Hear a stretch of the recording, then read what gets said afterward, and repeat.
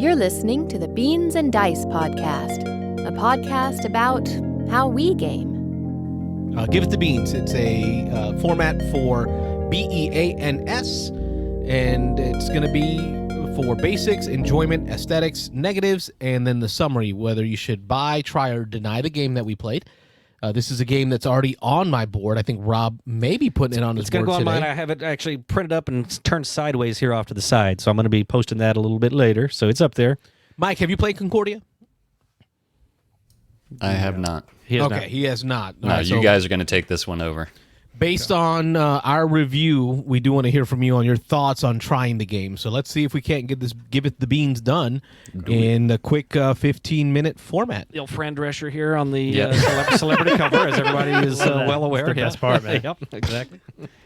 Well, Give It the Beans, the basics. So what are we talking about? We're talking about Concordia. Concordia is a title from 2013 by Matt Gertz, famous for his Rondell games for the most part, but I think this was one of the forays that he did outside of Rondell's, using a card mechanism, a card playing, action playing mechanism. Resource management, set collection, area control. And then you reset the cards that you played by playing one card that lets you pick up. And I first got introduced to this mechanism because of Rob's playtesting of Century Spice Road. It was a different name back then. It was called Caravan, but there was Caravan. Another game that was coming out sooner that already had that name, and so they switched it up at the last minute. But yep. Century Spice Road is a similar mechanism where you're playing cards to take actions, and then when you feel like you're all done taking actions, you play a certain card, and then you just pick up all your cards and start over again, taking all those actions all over again. And I love that, cards let you copy other people's abilities, cards let you flip and restart things. There's always kind of two powers to most cards. Yep, and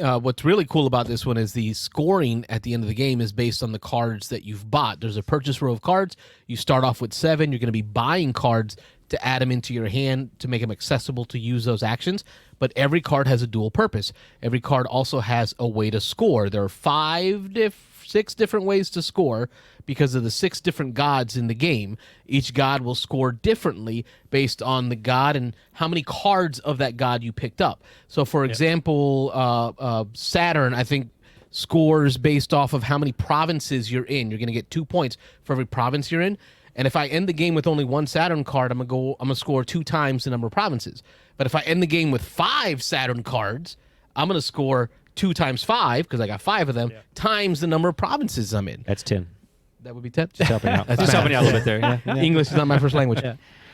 So it is really about not just taking control of areas on the board to be able to gain resources. Strategic about which areas, what resources, and how they play off the card you and then which cards you buy in order to maximize your scoring at the end of the game. And you're going to do this until all the cards in the deck have been purchased.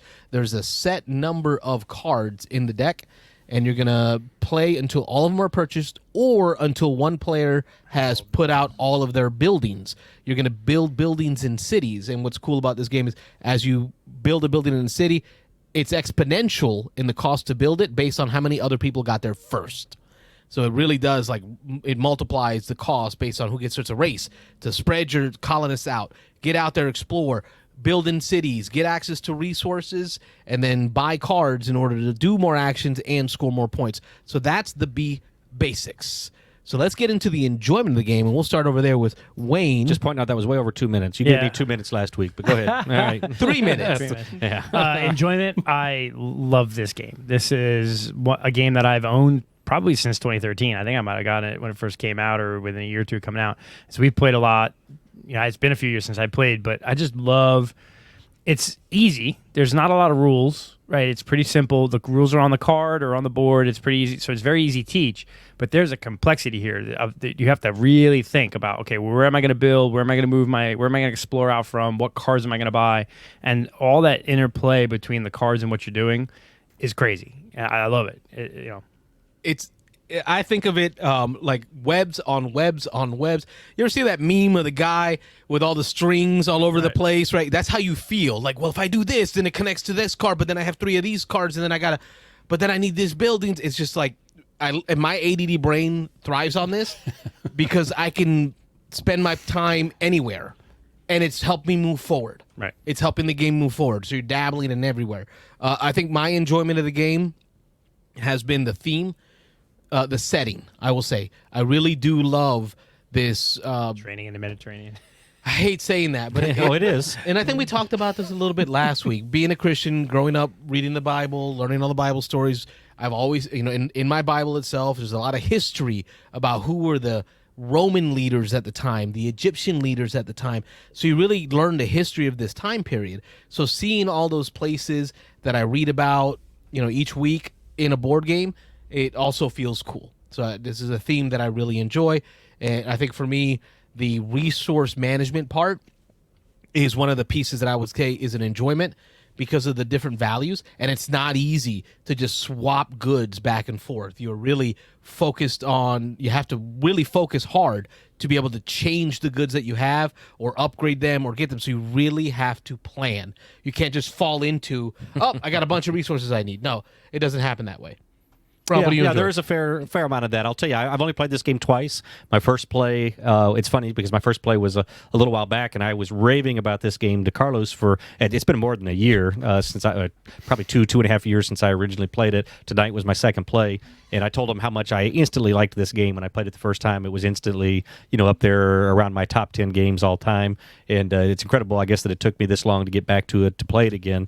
But I'll tell you, both times that I've played this, I really haven't had a whole lot of strategy, and Wayne picked up on that kind of early. I was just kind of buying cards randomly out of the market. It ended up being all the cards Wayne wanted, so I guess it worked out. It handcuffed him because he wasn't getting the cards he wanted. It handcuffed me because I was overspending for some of these cards, but that was my strategy. First time I played is I just bought a bunch of these cards because I know, hey, these cards are scoring multipliers.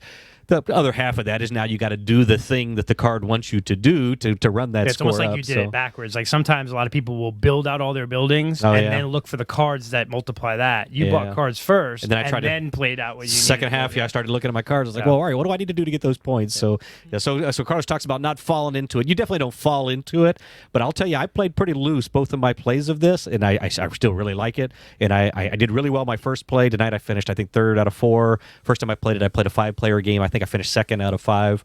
So whatever that has to do with anything. So I've had a pretty good play and a pretty bad play, but I really enjoyed it both times. Both times I haven't come into it with any real solid strategy. I've just kind of bought some stuff, did some things, and I feel satisfied at the end of it. It's like, ooh, cool. I can look at the map. I've got some area control stuff going on. I did, at some point get some of those cards and stuff together. So I did at the end of the game. I kind of started thinking about how am I going to score this stuff. Probably a little too late in both of the games that I played. I feel I probably waited a little too long for that strategy. But yeah, it's a fun game all the way around. I like it a lot. All right. So that was our enjoyment. So next is the A. So BEAN. The A is aesthetics, and this one can go pretty quick. It's a trading in the Mediterranean game. It's got some wooden little bits. Got nice little bits. Yeah. No dice, so that Rob likes that, right? Yeah, no bite, no luck in this. Yeah, the production is colorful, though. I will say that it's got more color than your typical. It's not your tan and brown map. 10-year-old Euro. That's just all tan and brown. Yeah, there's a lot of color in it. So it is a 10-year-old Euro. I think it's 2013. 2013. 10-year-old Euro, but it does have a little bit of color. I got to say the wooden bits, I'm not super impressed with. Sometimes I struggle to get them out of the component trays. Yeah. I don't know. They're just oddly shaped. The cloth seems a little thin. I don't know. Yeah. You could get better bits. Yeah, you could. And we're using they should do Scythe. a 10-year anniversary. We're using Scythe money. Yeah, some nice heavy coins. Yeah, Scythe money to play the game with because I spent a lot of money on that Scythe. So I better use it. Aesthetics, there you go. That's it. It's a trading. It is what it is. Yeah. All right. So that takes us to the N in beans. So negatives. Any negatives, gentlemen? So the one negative I have is almost inevitably when you first teach somebody this game, they're going to play the game and then go, "Oh crap, that's how you score." Yeah. Yeah. It's very hard, it's very easy to forget that you're spreading all out through the Mediterranean. You're building your cities. You're moving your settlers. You're getting all these resources. But that's not how you score, although it kind of is, right? What you have on the board helps you score, but it's the cards. And so there's a somewhat of a disconnect sometimes, because even when you're buying cards, you sometimes are buying cards because of their versatility or their use. You want another diplomat or you want another whatever, and you're not paying attention to the god. And I think it takes a play or two to really hammer home the whole idea of you can't just buy a card always buy a card just for the purpose of the card. You have to kind of look at the gods and what you're doing and where's that sync up. That's really the only negative is it's not the game. You're not going to do super great the first time you play, probably. It's hard for me to come up with a negative. I mean, it really is, and I would agree with Wayne. You know, the first time I played, I forgot who taught it. It might have even been Dan over at Your Turn that was teaching us. I know I played it at Your Turn, but the beginning of the teach started on how do you score, because that's kind of probably the most complex. That's the thing that blew me away with this game. When it was explained to me before we started playing, I was like, it was kind of a little bit in one ear out the other. I was like, okay, I think I grasp it or whatever. Then you play through, but when you actually score at the end of that first game, you're like, oh, that's how that works. Oh, that is really cool. That's when the endorphin rush comes in. Yeah, you're like, oh, that was awesome. Let's recue that because I did that wrong. I did that so wrong. We need to do that again. But gosh, so I completely turned that into a positive. But that's what I'm saying. It's like the first time you play, you're going to be like, oh man, that was awesome. But now I need to play again because I played that wrong. Yeah, but but the game is not too long that you couldn't do it again. I think we got it done in less than 2 hours. 4-player easily. So like an hour and a half, we did 4 players. Yep. We are on the negatives, right? Yeah, I was just saying, in the base box, another positive, in the base box, you got this board. The board that comes with the game is double-sided. It's got it's a 2 to 4 player, and then 2 to 4 players on one side, and then 2 to 5 on the other. So which recommended 3 to 5. There's 4 or 5 other expansion boards over the That years. was my negative. So my negative is going to be the 2 boards that come in the base box. They do up for 3 players, 4 players, 5 players. They do their job.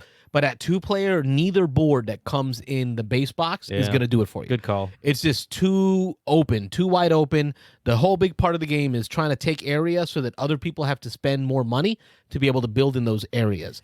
Yeah. You have to go by the Britannia map in order to find a map small enough to make a 2-player game enjoyable.